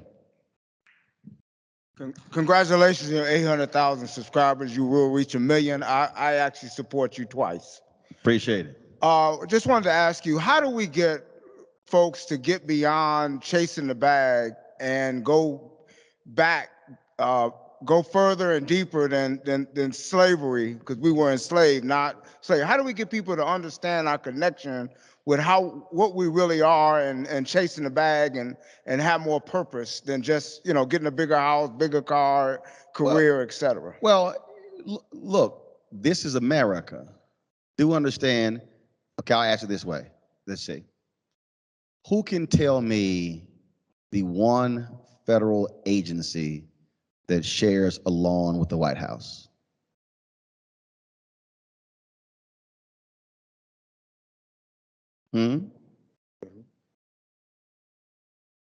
Treasury. If you want to understand America, White House, power, Treasury, money. Money, power, power, money. That's America. That is America. But so what is required is, again, history versus history. We have all been indoctrinated and trained to only define our history through a certain lens. The number of Americans who don't even own a passport. I remember when I wore a caftan, and I wear all kinds of different outfits. And let me be real clear, I don't give a shit what nobody think. I don't. I was rocking me and Steve Harvey and I, we kept battling this battle at Essence over pocket squares. And I said, Steve, I got something for your ass this year. This, I think it was like 2012. I said, I had my sister, she's an amazing designer artist. I heard her design some feather pocket squares. They were like, your ass got some feather pocket squares. They said, what the hell? I said, ain't my fault y'all ain't original. I remember when I wore it to the White House, Obama was like, all right, Roland. We had to deal with the ascot, the feather pocket squares. Now, while he talking trash, Michelle over there playing with the feather pocket squares. I turned to him, I said, see, this wasn't for you. I said, that's why I wore it. I said, I ain't never dressed for no dude. Oh man, he's like, man, come on, take this picture. So I wore some caftans made. I've been to Ghana a couple times. I'll be next year. I've been invited to go to Dubai. Been invited to go to Liberia. And these folks like, man, what the hell you doing wearing a dress? I said, anybody who says I'm wearing a dress clearly don't have a passport. I'm like, you know what the hell a caftan is? And folks were talking trash, and some other guy like, man, I couldn't wear that because folks be saying stuff. Let me be as frank as possible. Roland gives 0. Okay, any kids in here? I'm a hold that one. I give 0. I don't care. You're dealing with natural American ignorance. So the only way to change that is to enlighten people, which is why the previous question, use the platform to drive the information, to share it. Folks, oh, I didn't realize that. That's how you use the power of the platforms. It's about teaching. My Angela told me that a month before she died. I was interviewing her. They had a party. They unveiled her portrait at the National Portrait Gallery. Then they had a celebration for her birthday at the African Museum, Smithsonian African Art Museum. So I'm interviewing her, and I said, my brother and 2 sisters are teachers. She says, "No, you are a teacher." And I was like, "No, I'm not." She says, "Oh no, I watch you." She says, "You teach when you're on television." And so it's looking at what you do in a different way, because that's the piece. And so I can't tell you that, hundreds of thousands of people who come up to me who said, I didn't know a damn thing about politics, but I watched you religiously in 2008 when Obama ran. And then people came up to me who now are in public office, who never thought about it, but they said, you taught me politics. And so it's how you use the medium. That's how you do it. You use it to teach. You reach and teach, and you keep doing it. And then you don't worry about, and this is the last point. So I've been places where we had this many chairs and there were 40 people. And people like, man, this is a doggone shame. This room should have been packed. I said, calm down. I said, I don't talk to empty chairs. I said, if 40 people in the room, I talk to the 40. I said, if 5 people in the room, I talk to the 5. I said, because I can have 500 people in a room and 490 not give a damn. But you give me 30 who give a damn, then we could take down a whole lot of stuff. I said, that's biblical. I said, you go read the Bible. Guys like, it's too many of y'all. Whoever slams their head in the water versus who drinks the water while still looking up, send them away. That's how you look at it. Use every moment to teach. Question? Got a quick one for you. Juneteenth as a national holiday, Nope. significant or not? Hell yeah, significant. Hell yes. All these dumbasses talking about, man, all they gave us was Juneteenth. That is the dumbest, stupidest, most ridiculous, asinine, ass backwards stuff I've ever heard in my life. Juneteenth is the only event that actually marks what happened, slavery in America. It is the only one. Why in the hell am I going to oppose an annual event that forces America to have to learn about slavery? The problem with all these idiots is they tripping on no, it's what you do with the holiday. That's the problem. And so I'm sitting there going, don't sit. And I told some folks, and people like, man, I don't give a damn about this. I said, well, kiss my ass, from Texas, we do. And so that's the deal. And so people like, all we've gotten is a holiday. I'm like, okay. And I said, well, bring your sorry ass to DC and let's see you lobbying on some other stuff versus just sitting your behind on Twitter complaining. See, that's the whole deal. I mean, think about it. Juneteenth is a national holiday. That means now and forevermore. Every damn June 19th. And you know what we as black people, first of all, you know how special and extra we are. MLK was a day. That shit became a weekend. Then it became a week. MLK's birthday is damn near a month now. They have MLK events on like January 30th. The holiday was 2 weeks early. I do MLK. Do you realize Hollywood now at Hollywood, when they put movies out, they have critical weekends. They have 4th of July weekend, Memorial Day weekend. They've got different. MLK weekend is now a major weekend to drop movies. That's what it's turned into. So it's expanded. So my whole deal is now you have an opportunity to use it to reach and teach. But the thing though is what kind of programs that we then do. That's why I can't stand most of these Black History Month programs and these MLK programs because they're limiting. I said, look, stop playing the bottom of his I Have a Dream speech if you're going to ignore the top 2/3. That was a radical economic speech. Don't play the final 2 minutes, the final 2.5 minutes of his April 3rd, 1968 speech, when that entire 43-minute, 16-second speech was amazing. And I said, why don't you play the part when he talked about redistributing the pain and economic boycotts? I said, and economic reciprocity. I said, no, play that part. Don't play I've been to the mountaintop. I said, play what he said before he went to the mountaintop. Don't play the Just the Drum Major. Don't just play that one. I said, play the one when he got the Nobel Peace Prize. I said, that's the thing. What we've done is we've limited MLK to 3 speeches. So we're not expanding our knowledge. Use MLK birthday. That's why I mentioned, if y'all don't understand Ella Baker, if you don't read about Ella Baker, there is no MLK. There is no SCLC. There is no SNCC.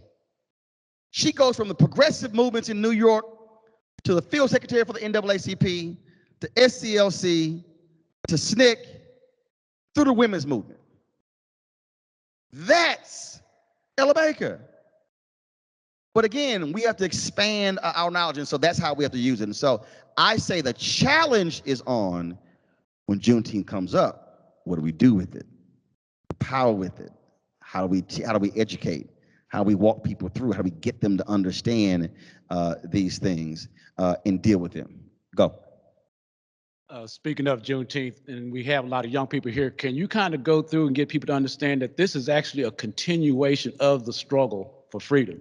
And what I hope for Juneteenth is that for us to be able to say that we have passed the Voting Rights Act.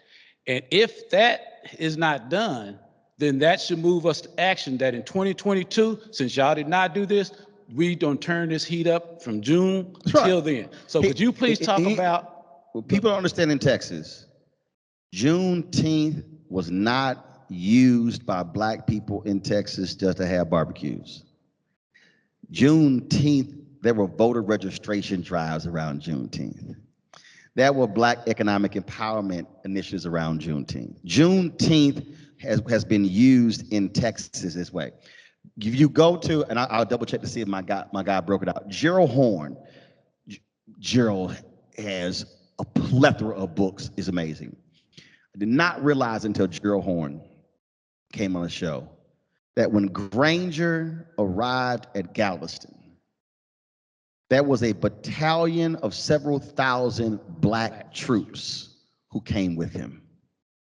I did not know that until Gerald came on. Gerald was doing his research around Juneteenth, and he said, so think about that. They were afraid that the white Southerners were going to rebel, so they came with several thousand Black troops just to let them know, don't act a fool. And then they went on further. So since celebration of Juneteenth, it has always been used by African Americans in Texas as a day of empowerment, education, political activism, And that's how it also began to spread across the country. That's why DC has Emancipation Day. That's why you see it in North Carolina and South Carolina. And that's why it became a much broader thing outside the state of Texas. And so it was an empowerment day, not just don't turn it into a mattress sale day and have barbecues and parties and step shows. And it's local organizers, not necessarily people Everything at is the top. local. Everything is local. Everything is local. Final 2 questions. Roland, we can take these, but we had one last thing we were going to do real quick. So Okay, what you gonna do? If you can answer. Okay, go ahead. Quick. Yes, ma'am. Hello, my name is Imani Pettiford. I worked this summer for Freedom School. It was started by Ella Baker, and we go through all of that. But I wanted to ask you, how can we as people incite more active, like more cooperation and support in the groups that are, or the organizations that are already existing? Here's the deal. Here's the deal. This is what people have to understand. There's been no movement in the history of the world that started with group consensus. None. Here's the first thing. Stop thinking, let's have a big group meeting to then plan what we want to do. That's a waste of your damn time. It is. I don't do those meetings. This is what you do. Send the invite out. Whoever the hell show up, work with them. If 8 people show up, and see, this is basic math. You do not have to be a math major to understand what I'm about to tell y'all. If 8 people show up, tell those 8 to invite 1 person for the next meeting. That means it's going to be 16 people at the next meeting. Ask those 16 to invite 1 person to the 3rd meeting. Now it's 32. Tell those 32 to invite 1 person to the next meeting. Now you 4 months in. Now you at 64. The 5th meeting, you're now at what? 128. In 5 months, you went from 8 to 128. Don't waste my time tripping on who didn't show up. That's how you start. Too many times we're waiting for everybody to show up. If you wait for everybody to show up, you're gonna be waiting. Hello, my name is Solomon Graham. I'm a student here at UTA, and I'm studying business right now. And my question is kind of a 2-part question. What is your thoughts on how African Americans can build each other together in entrepreneurship and business? And do you think that we would be able to build a Black Wall Street today, or Black Silicon Valley today, that we can build and maintain and grow and push to? First thing is you gotta be intentional in terms of how you spend resources. Simple as that. A lot of people talk about Black Wall Street. They don't realize Black Wall Street was not just in Tulsa. There were Black Wall Streets all across the country. First of all, let's just stop right here. We have to understand, Black Wall Street was a result of we could only go certain places. We couldn't go, you had no choice to create all of the things that you needed because white folks wouldn't let you in. So we created those businesses. Now you have options, which now means you must be intentional in how you do it. I go back to what the brother who said we gotta get a real show. I go back to white supremacy when people go, man, I tried a Black electrician once. I'm like, well, hell, you done tried 3 white electricians, that shit still broke.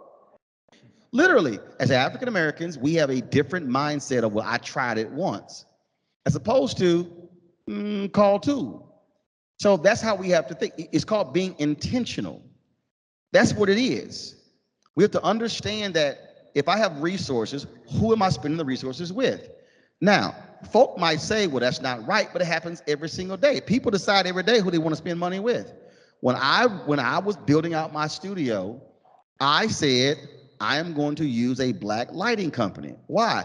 Because he don't get called by other people. The guy who built my set is a Black set designer. He doesn't get called. The green screen I could have gotten a green screen from anywhere. I ordered from a Black company that makes drapes. So I've spent almost $100,000 building out my studio. That's $100,000 that came from my fan base, largely African American. I do have whites and others who watch my show who give, but it's largely African American. That's gone to black business. That's called being intentional. That's how you start. And so if you're not intentional with $1, hell, you're not going to be intentional with 100,000. That's where it starts. Appreciate it. Or what y'all got?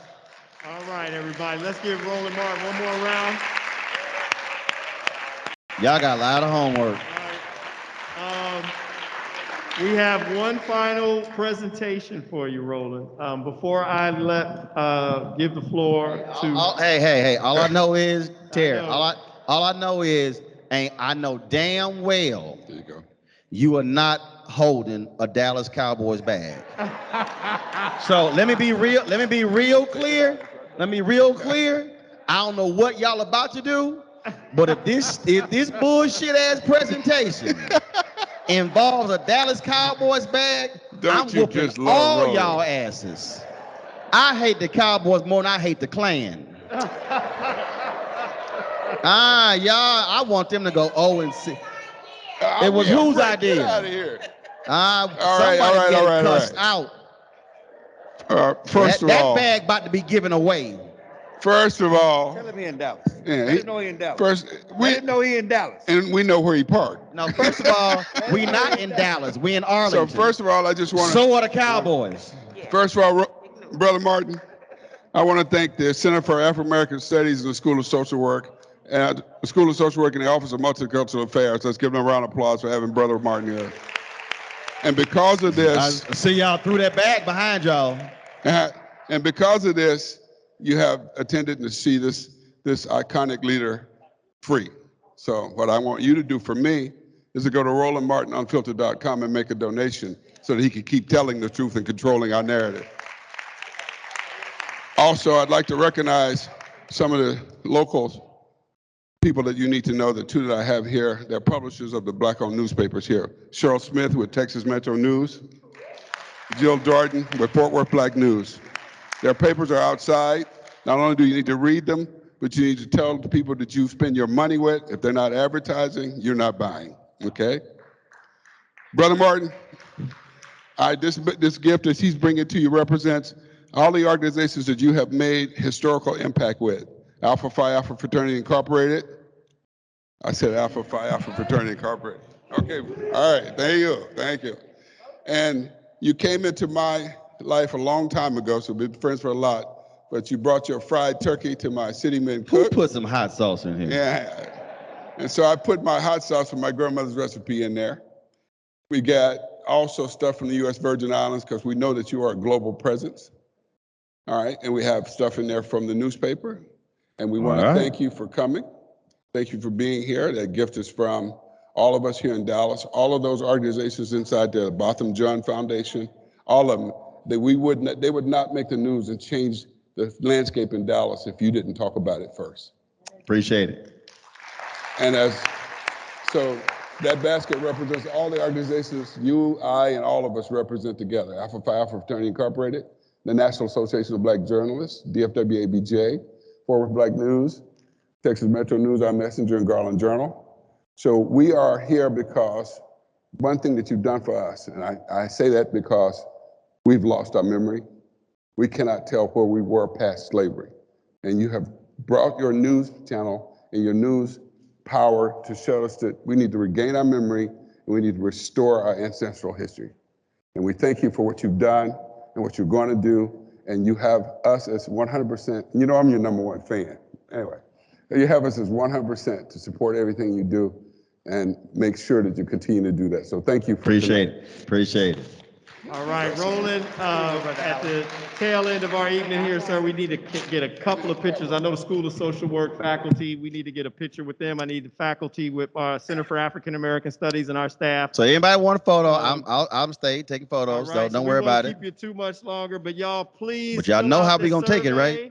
And hand the survey to the folks at the back. Thank you all for coming out. God bless. Glad y'all came out. Thanks a bunch. I appreciate it.